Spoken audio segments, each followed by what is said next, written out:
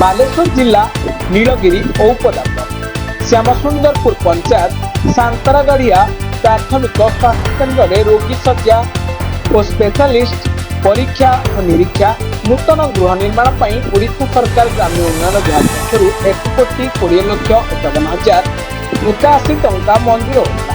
ଶୁଭ ଶିଳାନ୍ୟାସୋତ୍ସବରେ ବାଲେଶ୍ୱର ସାଂସଦ ନୀଳଗିରି ବିଧାୟକ 2 ନମ୍ବର ଜୋନ୍ ଜିଲ୍ଲା ପରିଷଦ ଶ୍ୟାମସୁନ୍ଦରପୁର ପଞ୍ଚାୟତର ସରପଞ୍ଚ ସମୀର ସଭ୍ୟଙ୍କ ଉପସ୍ଥିତିରେ ହୋଇଥିଲା।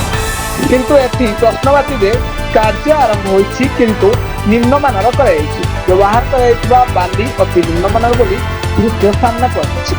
କୋଟିଏ ଟଙ୍କାର ପ୍ରକଳ୍ପ ଧୂଳିସାତ ହେବାକୁ ବସିଛି। କାହିଁକି ଜିଲ୍ଲା ପ୍ରକଳ୍ପ ନିର୍ଦ୍ଦେଶକ ଅଧିକାରୀ ଅଣଦେଖା କରିଛନ୍ତି? ତୁରନ୍ତ ଏଥିପ୍ରତି ଧ୍ୟାନ ଦେଇ କାର୍ଯ୍ୟ କରାଯାଉ। ଅଧିକାରୀ ଓ ସମ୍ପୃକ୍ତ ଠିକାଦାର ଉପରେ ଦୃଢ଼ କାର୍ଯ୍ୟାନୁଷ୍ଠାନ ନେବାକୁ ସାଧାରଣରେ ଦାବି କରାଯାଇଛି। ସବୁଠୁ ଆଶ୍ଚର୍ଯ୍ୟ ଯେ କେବଳ ଶିଳାନ୍ୟାସରେ ରାଜନେତା ଏଠି ପ୍ରଶ୍ନବାଚୀ କାର୍ଯ୍ୟକୁ ତଦାରଖ କରିବ କିଏ? ହଜାର ହଜାର ଲୋକଙ୍କ ସ୍ୱାର୍ଥ ଧୂଳିସାତ ହେବାକୁ ବସିଛି। ବାଲେଶ୍ୱରରୁ ଦେବାଶିଷ ଦାସଙ୍କ ରିପୋର୍ଟ, ବ୍ଲାକେଟ୍ ନ୍ୟୁଜ୍ ଓଡ଼ିଆ।